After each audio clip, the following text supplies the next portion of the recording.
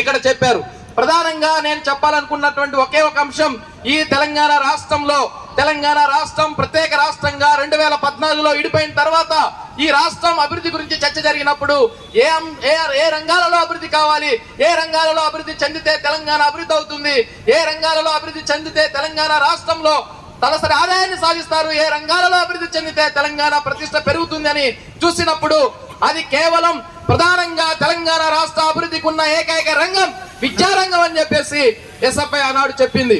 ఎందుకంటే తెలంగాణ ఏర్పాటు కోసం జరిగిన ఉద్యమాలలో ఈ రాష్ట్రం ఏర్పడితే నీళ్లు వస్తాయి, నిధులు వస్తాయి, ప్రధానంగా ఉపాధి దొరుకుతుందని విద్యార్థులు ఆ రోజు పోరాడి తెలంగాణ రాష్ట్రాన్ని సాధించారు. ఉపాధి లేనటువంటి రాష్ట్రంలో ఉపాధి కోసం, చదువుల కోసం అనేక రోజులుగా రోడ్లెక్కి పోరాటాలు చేశారు.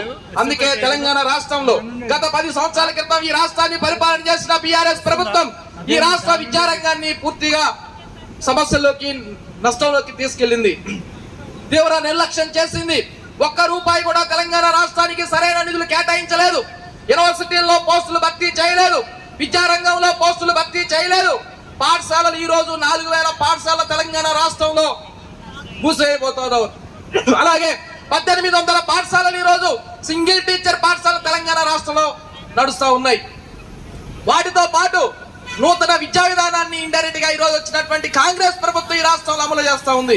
మేము అడుగుతా ఉన్నాం, మీరు స్కిల్ యూనివర్సిటీ అనే ఒక యూనివర్సిటీని స్థాపించారు. ఆ స్కిల్ యూనివర్సిటీకి ఆనంద్ మహేంద్రాని చైర్మన్ గా పెట్టారు. ఆదాని దగ్గర నుంచి 100 కోట్ల రూపాయలు తీసుకున్నారు. తెలంగాణ రాష్ట్రంలో భూములని స్కిల్ యూనివర్సిటీ పేరుతో కార్పొరేట్ వ్యక్తులకు అప్పచెప్పి విద్యా రంగాన్ని మార్కెట్ సరుకుగా మార్చే ప్రయత్నం చేస్తా ఉన్నారు. ఎన్ఈపీ ఏదైతే చెప్తా ఉందో ఆ ఎన్ఈపీని తెలంగాణలో అమలు చేసే ప్రయత్నం చేస్తా ఉన్నారు. అందుకే ఈ రాష్ట్ర మహాసభల్లో ఎస్ఎఫ్ఐ ఒక తీర్మానం చేయబోతా ఉంది.